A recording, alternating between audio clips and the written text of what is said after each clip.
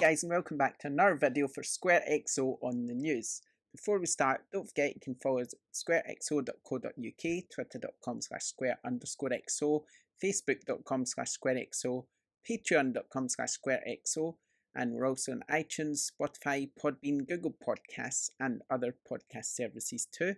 And of course, if you're watching the video, it's youtube.com/joeansonwater.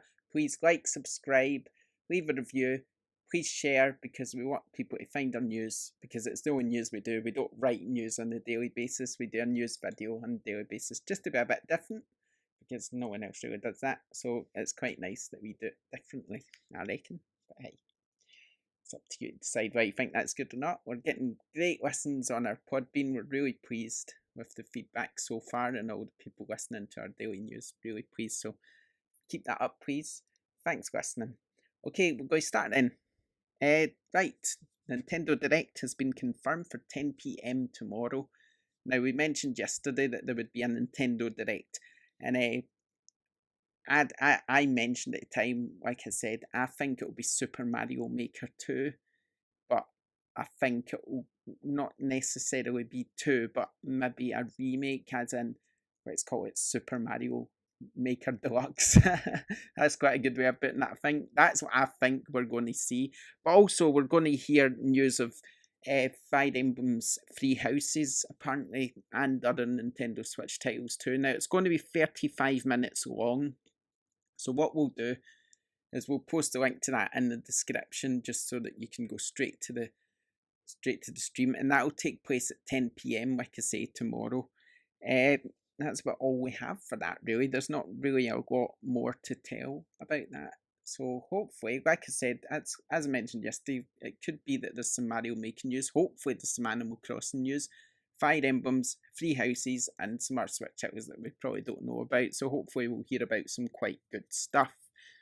Moving on, World War Z has been confirmed for a release of April 16. Now, I have to admit, I don't really know much about this one, but I'm presuming that it's something to do with the movie of the same name. So yeah, April 16, that's coming out. There is a new trailer. I'll post a link to it, but I can post it over this video as well so that you can see that. And other news is that Apex Legends has now jumped to 25 million players with over 2 million concurrent, that was over the weekend, 2 million concurrent, so that's pretty amazing news. They seem very pleased about that. And interestingly, Titanfall 2's PC player base is also almost doubled sixfold. I know you don't say doubled, but you know what I mean. Sixfold it's increased by since Apex Legends launched. So 6 times the players that were playing it before are now checking out Titanfall 2. Will you be one of them? Will you be checking out Titanfall 2? Let us know. Bendy and the Ink Machine. I don't know how many of you have heard of that game or like it, but apparently there's going to be another large-scale Bendy game, and it's currently in the works. Speaking on Twitter, the developer said, "I've often said I wouldn't do another large-scale Bendy game unless I felt I had a strong idea that I really wanted to do, that complements the world and respects the fans. Obviously, I got an idea, so more excited than ever to dive back into the ink abyss. #Bendy." So there we go, that's that news. So there's lots of exciting news. I'm sure Nintendo fans are really excited about the new Nintendo Direct. There's not really a lot else to talk about today, unfortunately. We seem to have went a bit quiet on the news, but we did do a poll.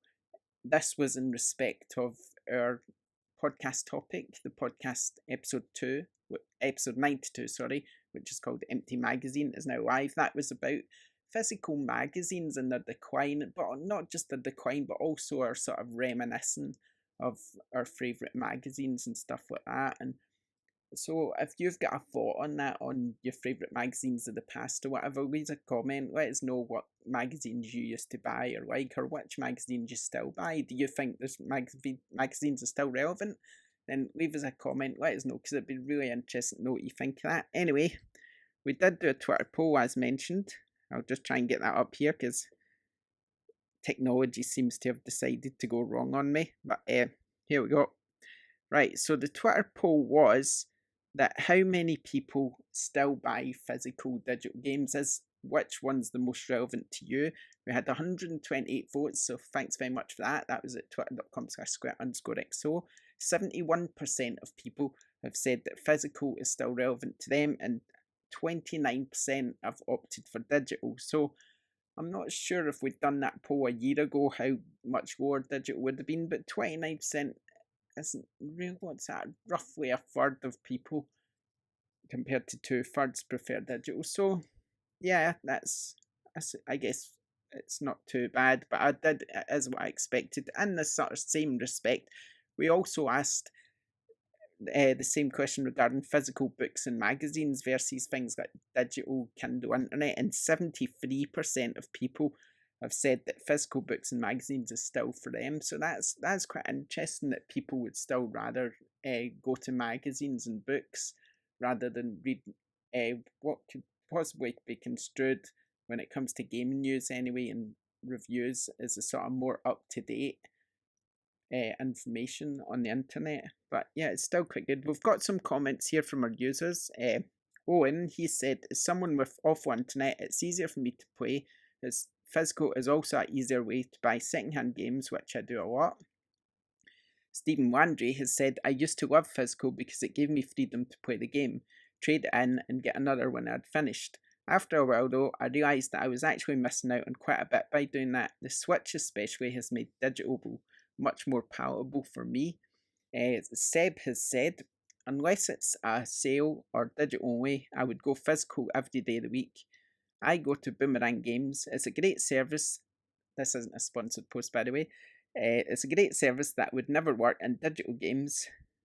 Saves so much money and let me try games I may not like without spending £40 each time. So basically he's just saying Boomerang Games, he rents games from them and he doesn't have to buy the games. So it's a service that wouldn't work with digital games, basically, is what he's saying. So yeah, that makes perfect sense. Joshua Wareham has said, I'm a fan of something physical to hold and display. A physical display of games and books is far more impressive to me than looking at a digital library. And we've got one more, and I saved the best name for last one. Sushi has said, physical games, there's nothing better than owning the games you buy, and you don't own a digital game. So there you go. What do you think? Let me know what you think. Actually, there was another example I saw this. Someone was just mentioning that even though Netflix paid £100 million for Friends to have it in their library in 2019, from maybe next year, it's only going to be exclusive to Warner Brothers' new digital streaming service. So even though they paid £100 million, they're only going to keep it for a year. And obviously, if you're sort of loyal to Netflix, then you're not going to get Friends anymore because it's gone, and because you never owned that movie, TV series, you never owned it. It's just gone.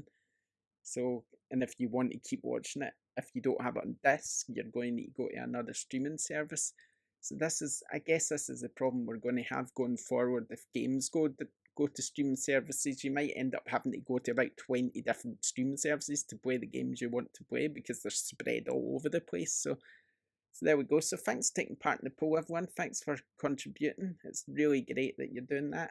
Thanks for joining us for this episode of SquareXO on the News, and we'll see you tomorrow. Bye.